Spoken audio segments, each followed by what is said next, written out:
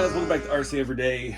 Finally back from a trip and got the shop all back together and in order, shipping orders again. Time to do some stuff around the shop with the cars again. So it's gonna be like a scale shop hangout video. Can't call it Saturday nights in the scale shop because it's Wednesday afternoon. So here we are. The boom truck is still pretty dirty, but I went outside and brushed it off and cleaned best I think it needs. This thing was a blast. I enjoyed driving this so much. I didn't have any problems with it. Rolled it in the water.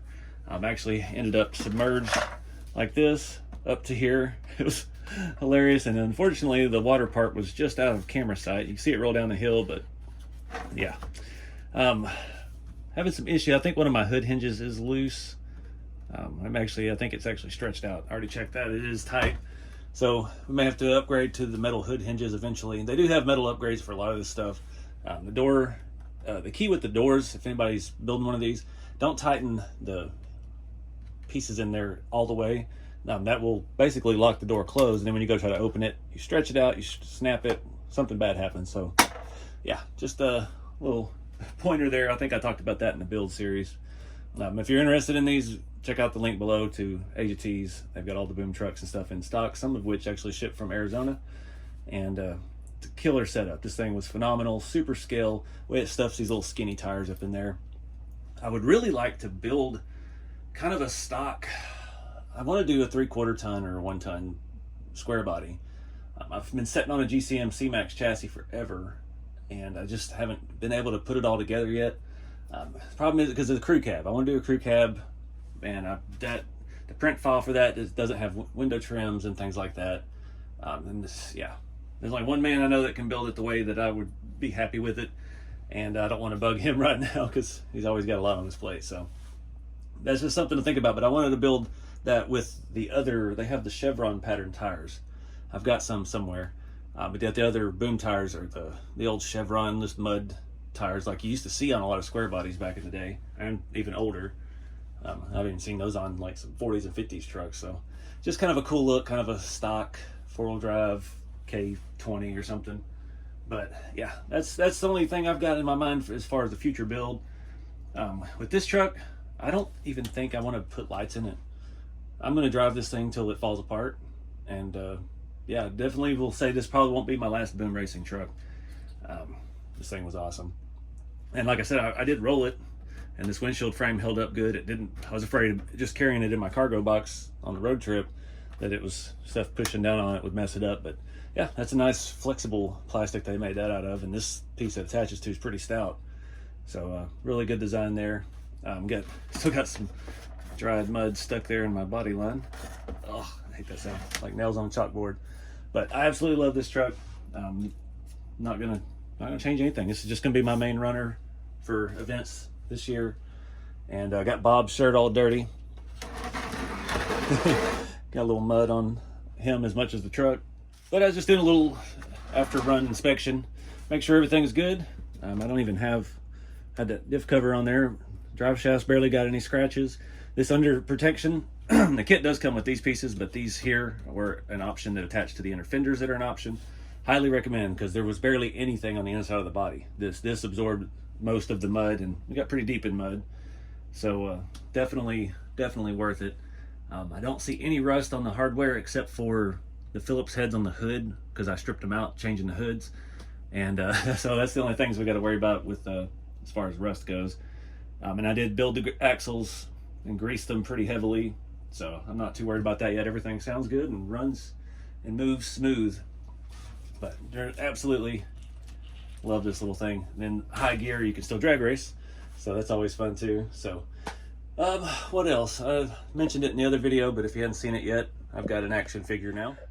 A good friend, Old Son RC, made me a mini me.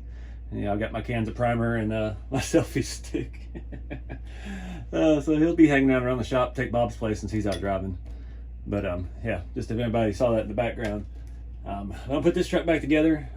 Not sure if I ever showed that good in the video. It does have a real quick release body mount setup, and I do probably need to get some of the sand out of that as well.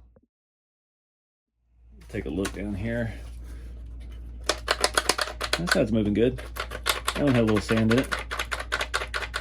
that was the side that was in the water, so it must have washed all the sand out. I still got that backlit gauge cluster. I don't know if I might eventually put some power to that, but just to keep that wire, give it somewhere to go. But as far as like the boom light kit, that's involved. I don't want blinkers and all that stuff. That's not my cup of tea. If we ever did do lights, we'll just make something simple. Now that I've actually got a little soldering station and have successfully soldered a few things, so get that back in there. You don't want to push down on your doors because the door's open. Push down right here and then I'd go up here. Yeah, make sure it's all seated. That's it. That body's on, ready to go. I know I've seen somewhere where you can wire the whole body with lights and then just have a plate in the back where it makes contact to power it. That might be a neat option where you don't have to plug and unplug and deal with that kind of stuff. But again, I just don't enjoy the wiring. But if we could keep it all separated like that, it might be cool. My favorite thing is we got all this moss on this side of the grill from the being on its side in the creek. And that front bumper got scratched up quite a bit. I think it looks pretty good. I like it. Fun little rig. So Bob gets to go to all the events this year. I haven't seen this one in a minute. The old tank track rat rod build. This was probably 4 years ago, 5 years ago. I got some of these RC4 drives. These are the Z-S0318. The aluminum valve covers for scale V8 black. This is kind of old. I mean, this was when there wasn't any accessories hardly. And these headers I actually helped the RC4 drive design back then for the V8. I haven't flipped upside down because it looked, I mean, this is kind of wild, so we wouldn't put them the other way. And that was the only header option. And I just went and looked. Some of the new headers that we've worked together on for the rat rods and stuff, I don't have the ones I wanted. The ones I put on their giveaway build, I used the only set I had of those for the giveaway build. So the ones that are the 4 stack straight up, those would have been perfect on here, especially the way they were painted. So we'll leave those for now, but I did want to take these stock ones off and swap it to these. These look pretty good. I don't like the orange ones. I mean, if you're doing a kind of a factory looking small block, I can see the orange working, but these would probably actually look pretty cool if you stripped them. But then I guess it really wouldn't kind of defeat the purpose of the aluminum ribs in it. So yeah, let me get these things open here without cutting my finger off and find hardware. I'm assuming this comes with actual scale bolts, and we've got just some regular old Allen head stuff in there. Yeah, you guys have been wiping out RC4 drive on the square body stuff. I was trying to get a chrome roll bar for my red Scottsdale and some dual exhaust for my old Blazers. I was gonna try that CC hand stuff. And the time I got to the checkout, some of that was already sold out. So yeah, at least they're gonna see the popularity of the Chevy trucks. I don't remember Toyota stuff running out that fast, but it's just me. A lot more people into it nowadays too than back with the original TF2. Before you ask, this intake, I don't know where to get it anymore. It was on Shapeways from Cyanide Speed Shop YouTube channel. We kind of started around the same time. He was doing rat rods, all metal, making bodies out of toaster bodies and things. And he's a great guy. We shared ideas and talked back and forth for quite a few years. And I have not been able to get in touch with him in a while. And since Shapeways shut down, those have not been seen, and I haven't been able to get in touch. So I don't know if they're ever going to be available again. The last video I talked about it, somebody else had confirmed that they haven't been able to get in touch with him in quite a few years either. So I don't know. He was in New Zealand, if I remember correct, but he was a cool dude. He took like my style of video and to the 9th degree with just making stuff out of scrap metal, and it was really awesome. We like to bounce ideas off each other all the time. His channel is still up, Cyanide Speed Shop, I believe is what he changed the name to back a few years ago. Really, really cool stuff. But that's not lining up. There we go. You hate that when you think you're threading and you're not. These are a little more low profile than the stock ones too. I like the look of that. Come on. Go ahead and snug this one up. And it looks a lot better with the scale bolt. Got those over here on my little cow mat because I've got so many holes drilled in the worktop here. Yeah, I'll lose some of this tiny hardware down in it. There's actually some stuff in one of these holes. Somebody commented that a while back, like, your garage floor is too clean. Your diorama doesn't look real. I was like, oh, that's only in the back because I can't reach that far. This thing is 3 by 4 feet. If I remember, yeah, 3 by 4 foot. And I do a lot of the building out here on the outer foot, so yeah, it's full of holes. There's glue stuck down. There's stain from rust and primer, and I just found a broken screw head. It's microscopic. Put that in my trash bin. Nice little update for it. I don't know what to do with this thing. Like out of the classic builds that we did on the channel, starting back 6 or 7 years ago now.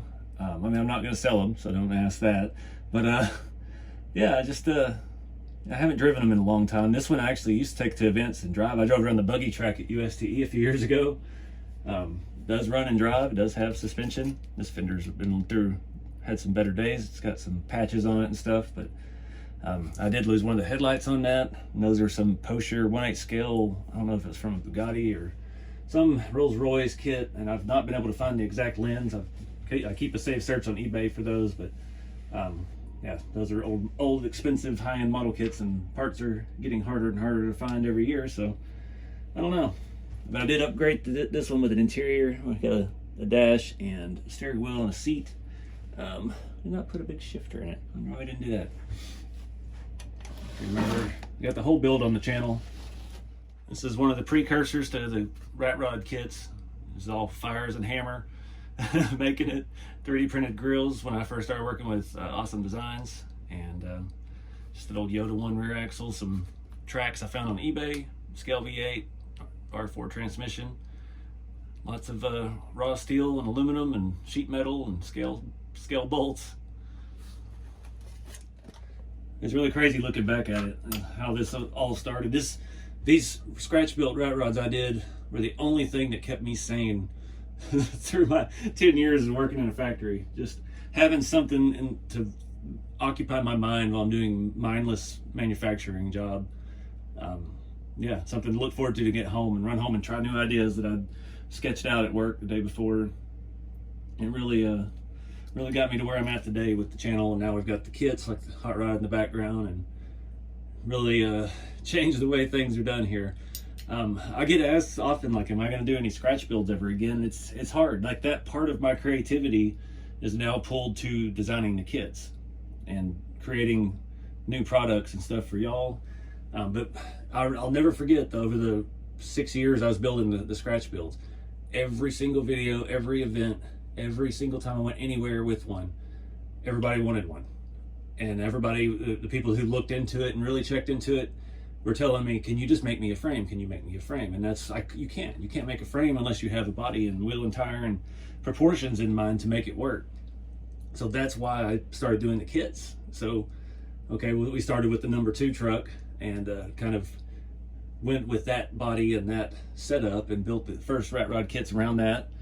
And then the shop truck was just, once the square bodies came out, I mean, that was a have-to thing for me because I love slam trucks, and square bodies are all the rage these days. So that was the next big thing. We did the short rat rod somewhere in between those two. That was all based off of this stuff. The new hot rod kits are based off my 3-window build from 3 years ago at UST. And the original rat rods are based off number 2. So maybe one day we'll have a tank track style chassis. It's very similar to the other rat rods, just the different body style. And as far as design stuff goes, I don't know what direction to go at the moment. Rat rods have, it was a phase, I think, not just for me, but for the auto industry altogether. It got taken too far, and then it kind of came back and found a nice balance of things that weren't just silly, but were actually cool. And yeah, I don't know. It's like that YouTube channel I watch, Puddin's Fab Shop. He started to build a Model A rat rod, and he'd been sitting on parts, got a new chassis for it and all this stuff for years later. And by the time he got to actually build it, I guess his taste had matured, and he ended up building more of a traditional style hot rod. And that's kind of where we're at today. We've gone from the rat rods, and then we've had the bag trucks and the lower trucks and stuff, and now we're to the more traditional style hot rod. So I think I want to develop this platform more because it's already so much more developed over the hot rod kits. We got floor pans, magnet mounts. So I'm thinking the next thing I want to try is a different body that will fit on that chassis. Do a sedan and offer a few options with that. And I don't have a clue as far as the next chassis design though. I mean, all the rest of them are kind of the same, and you really got to have a body to go with it. And I don't want to keep reusing the same bodies over and over. So I don't know what to do with that, but we'll figure it out. Time will tell. The moment of inspiration will strike when you least expect it. So this is a cool little thing got from Atlantic Motorsports. Get these from Japan. They come in little eggs, quarter machines. Apparently it's a miniature Tamiya buggy. Thought that was kind of cool. See how hard it is to put together. If I can get the package open. Little pack tires, chassis. Oh, it's even got the body. I didn't realize the body had some kind of stickers on it. That's pretty cool. Got a little wing and the chassis. Let's see. We got a shock tower for the back. Looks like that goes on there. And it's got our little battery doohickey. Assuming it just snaps together. I don't know that for a fact. And rear shocks. Oh, giant fingers here. Looks like that goes like that.